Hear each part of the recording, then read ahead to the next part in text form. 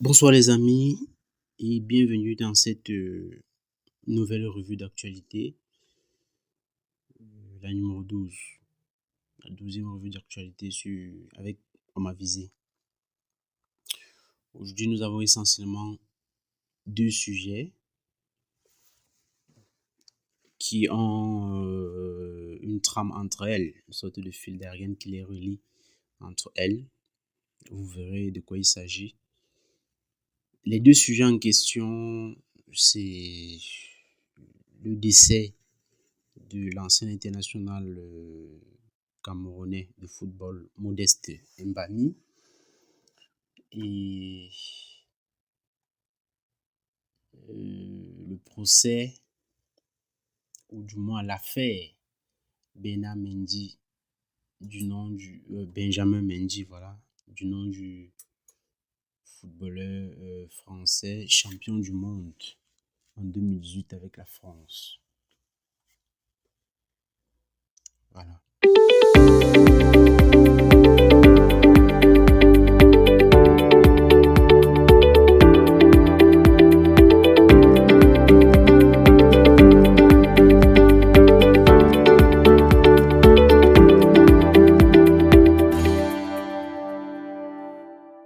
Donc on se lance tout de suite avec l'affaire Modeste Mbami. Qui était Modeste Mbami? Modeste Mbami était un ancien international camerounais dont l'un des faits d'armes majeurs a été le but en quart de finale des Jeux Olympiques 2000 contre le Brésil, le but vainqueur contre le Brésil qui propulsait le Cameroun en demi-finale.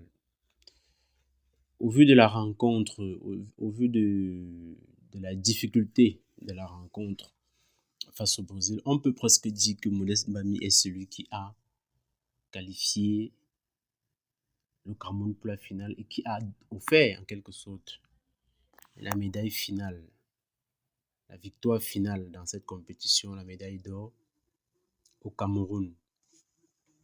Au Cameroun qui venait à cette occasion qui venait succéder à une autre nation africaine dans cette épreuve.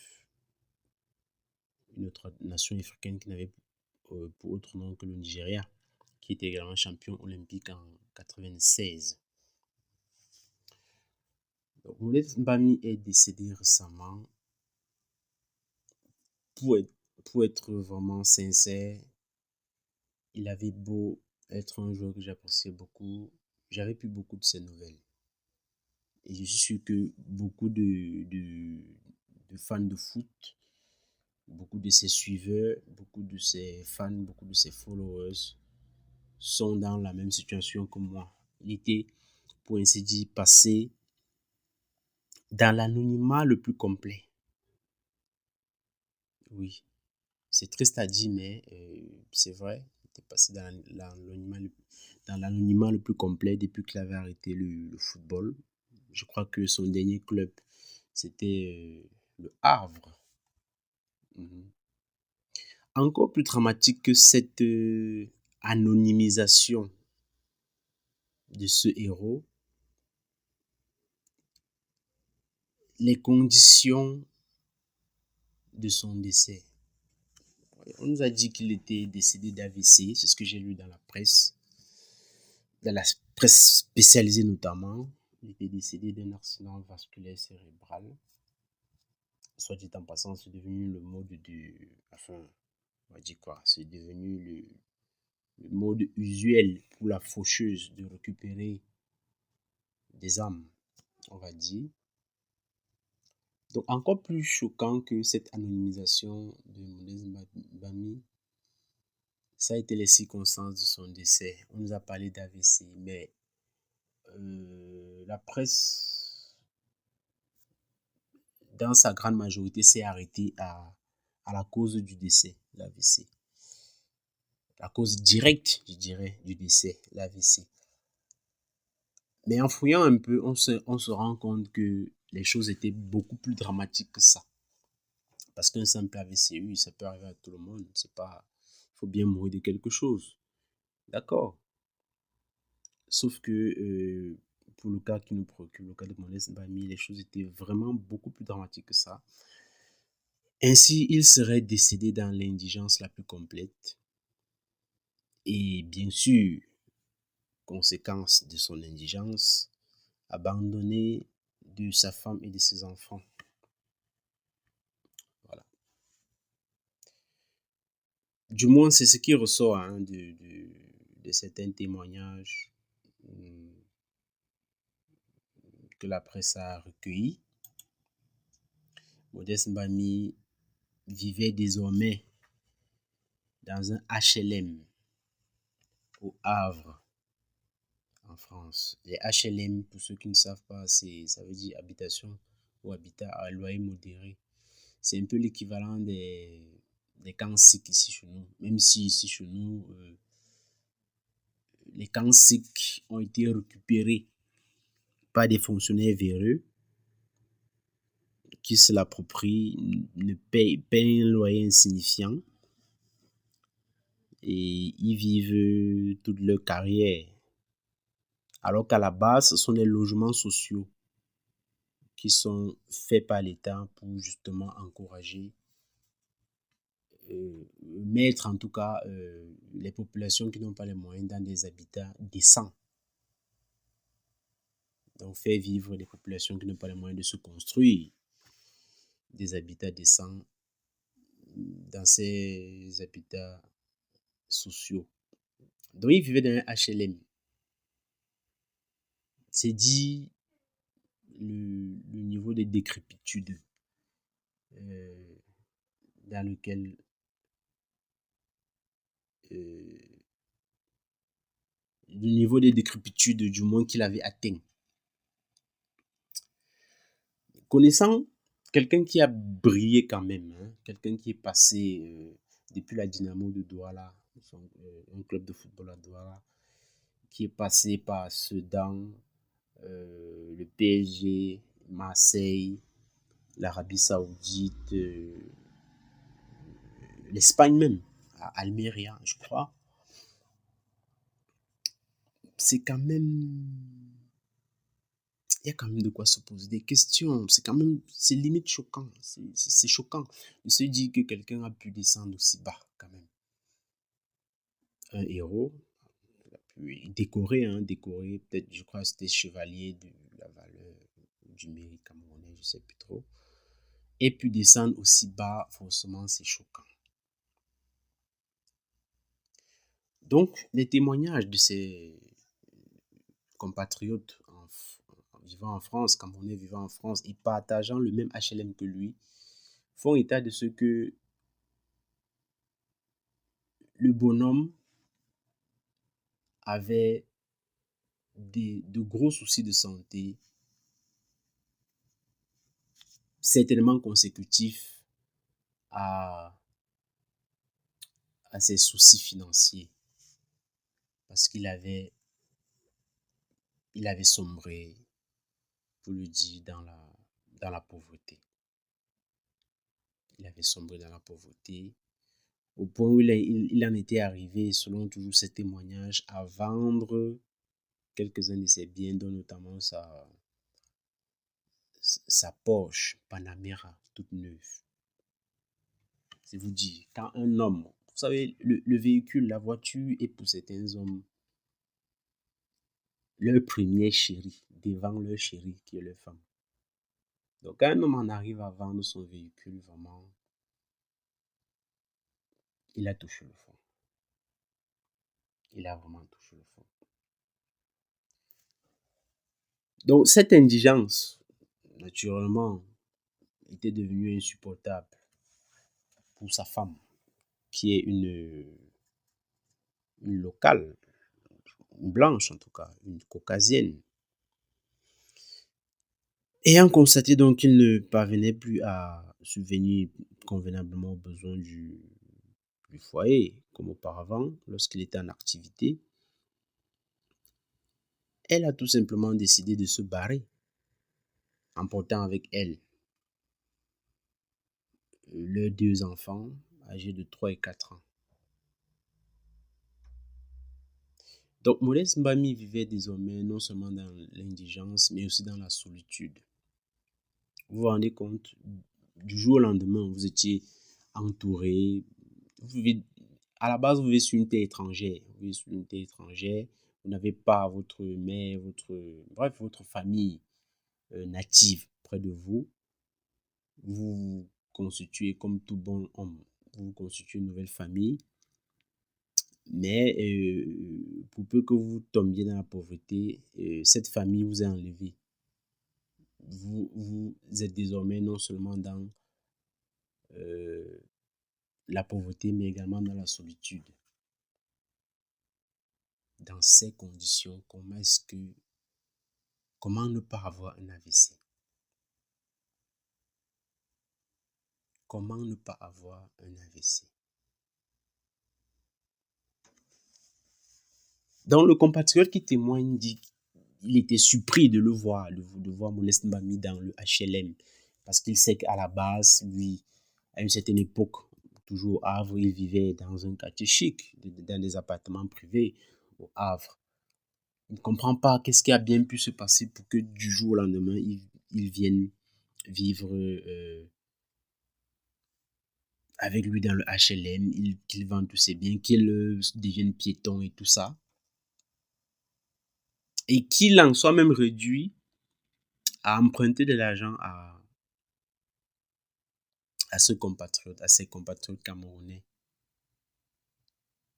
C'est dit que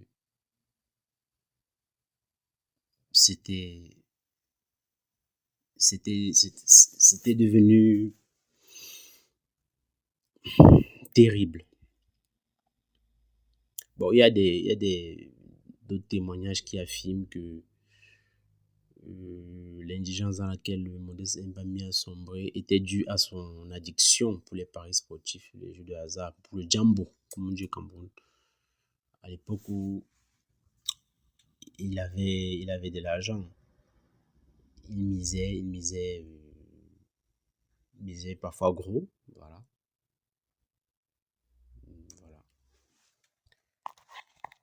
Donc, il aurait eu un malaise. Il aurait eu un malaise dans son HLM, tout seul, isolé. Il serait allé frapper à la porte de sa voisine parce que apparemment il appelait sa femme et sa femme pour lui dire qu'il ne va pas très bien, mais peut-être qu'elle se disait qu'il bluffait, elle n'est jamais passée. Il a donc frappé chez sa voisine le temps que celle-ci alerte les secours. Il était parti. Il était parti. À la fleur de l'âge. On parle de 40 ans. Un sportif encore si jeune qui s'en va à 40 ans.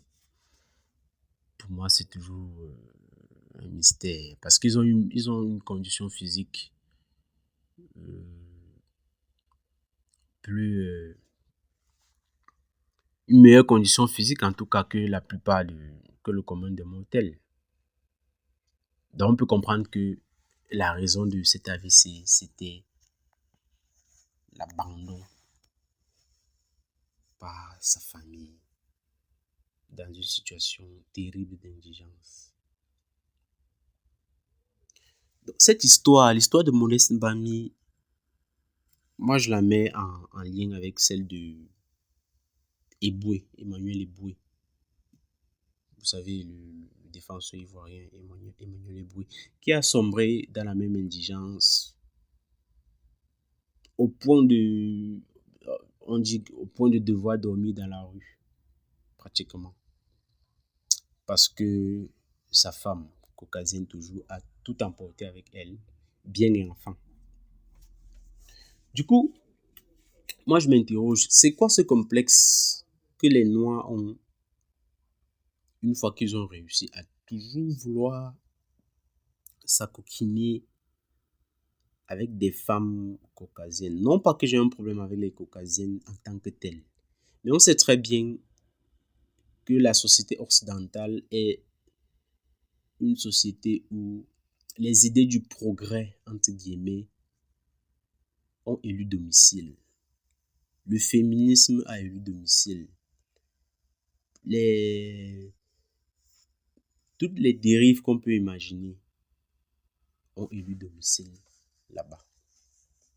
Donc, par simple calcul économique d'un être raisonnable, il n'est pas raisonnable, encore une fois, de se mettre en couple avec des femmes biberonnées au féminisme dans des sociétés biberonnées au féminisme. À quoi est-ce que vous attendez lorsque vous allez épouser des femmes dans de tels contextes? Lorsqu'il y a un divorce, est-ce que vous croyez que vous pouvez vous en sortir? Vous ne pouvez pas. Vous ne pouvez pas. Un homme avisé, c'est quelqu'un qui voit le mal en brosse. Et de ce point de vue, beaucoup de nos frères africains, sportifs surtout, ne sont pas avisés.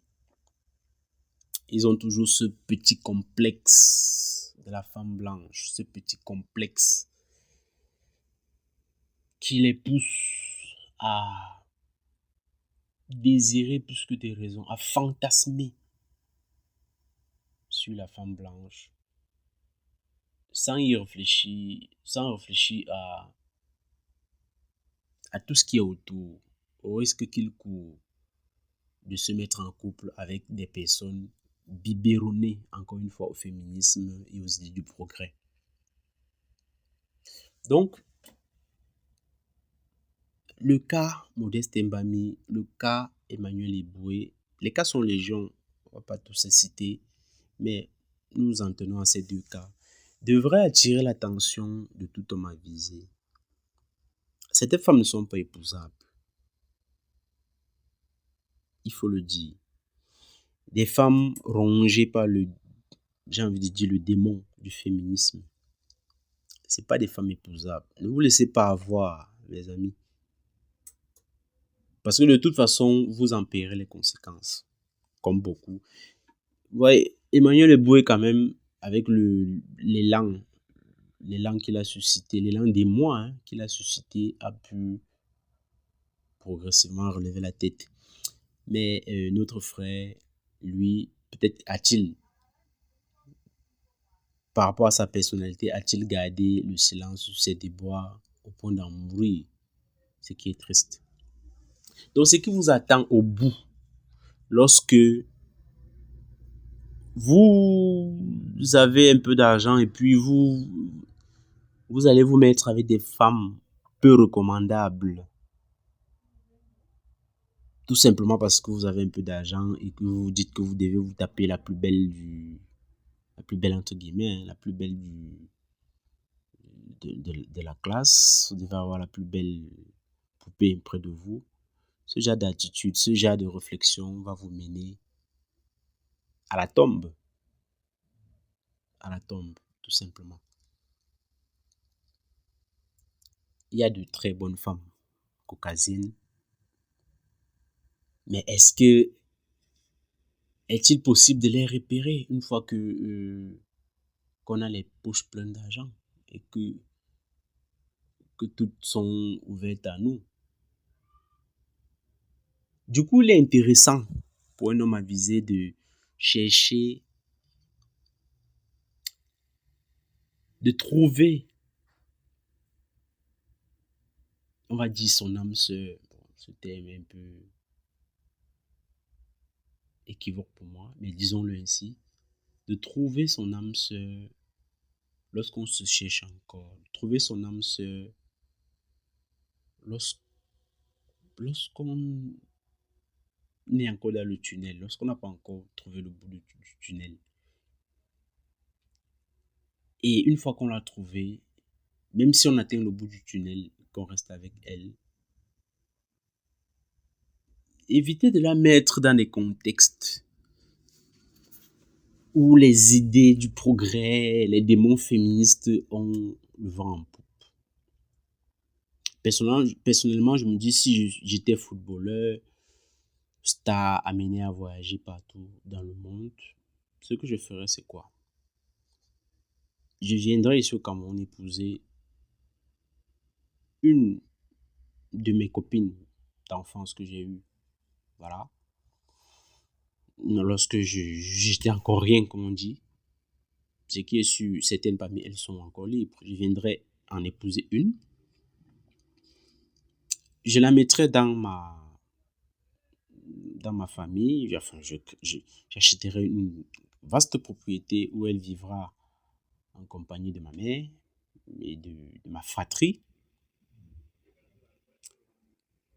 Et le temps que je fasse mes voyages et tout. Et pendant mes voyages, si j'ai des besoins sexuels, je saurai comment les satisfaire avec les femmes du coin.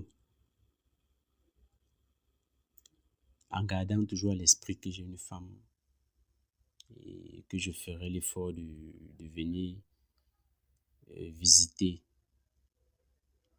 toutes les 2 semaines ou tous les mois. Moi, je crois que c'est comme ça que je ferais.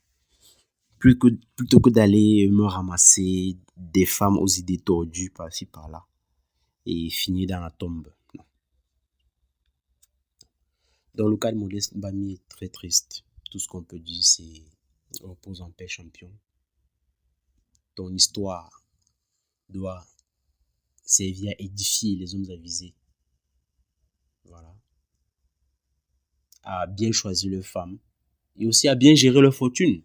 Bien gérer leur fortune. Parce que, comme j'ai dit dans une vidéo de motivation du dimanche, certaines personnes vivent comme si elles n'allaient jamais mourir. Ou alors comme si elles auront tout le temps pour elles. Il y a un temps pour toutes choses. Quand vous avez la force de pouvoir amasser des sous, amassez-les. Mais gérez-les bien. Parce que la pluie, c'est les Ivoiriens qui le disaient dans une chanson, quand il pleut, il faut recueillir et garder un peu.